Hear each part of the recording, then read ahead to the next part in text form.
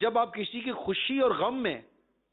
اس کو رسپونڈ کریں گے، اس سے جا کر بات کریں گے، کسی کو پھر کسی کے بیٹے کی ولادت ہوئی، آپ کو پتا چلا تو ارے ماشاءاللہ آپ کے بیٹے کی ولادت ہوئی، مبارک ہو، سبحان اللہ، اللہ تبارک و تعالی آپ کے بیٹے کو آپ کی آنکھوں کی ٹھنڈک کرے اور اس کو اللہ تبارک و تعالی نیک بنائے وغیرہ وغیرہ، مبارکباد دینی ہے، اس کو کتنی خوشی ہوگی۔ مجھے میری نوکری مل گئی، کوئی سا رزق حلال کا صورت بن گئی، یا کوئی آ کر کہے کہ ایک خوشخبری سناؤ، کیا الحمدللہ مجھے مدینے کی ٹکٹ مل گئی،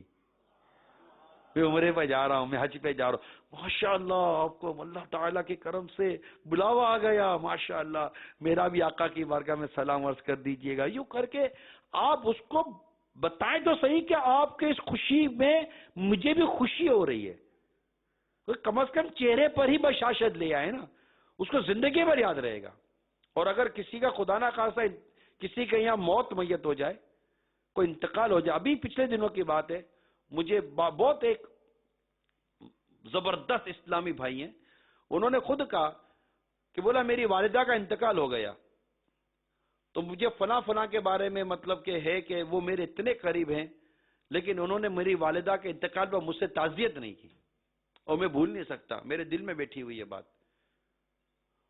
تو اب آپ کو پتا چلے کسی کا انتقال ہو گیا، کسی کو اللہ نہ کرے صدمہ ہو گیا، کسی کی دکان جل گئی، کسی کا یہ ہو گیا، کسی کا نقصان ہو گیا، اور آپ کو پتا چلے اور آپ اس کو لفٹ ہی نہ کرائیں، اس کو یاد رہے گی یہ بات، بھولے گا نہیں۔ تو جو اسے تعزیت کرے گا اس کے دل میں اس کے لیے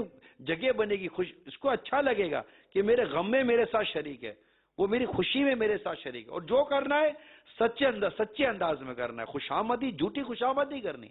سچے انداز میں کرنا ہے، اللہ کی رضا کے لیے کرنا ہے۔ تو انشاءاللہ اللہ کی رضا کے لیے کریں گے، اس کی دل میں خوشی داخل کرنے کے لیے کریں گے، اس کی غم خواری کی نیت سے کریں گے، اس کی دل جوئی کی نیت سے کریں گے، اللہ نے چاہا تو ہمیں ثواب ملے گا،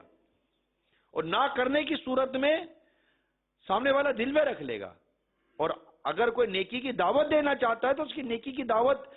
شاید اس پر اب اثر نہیں کرے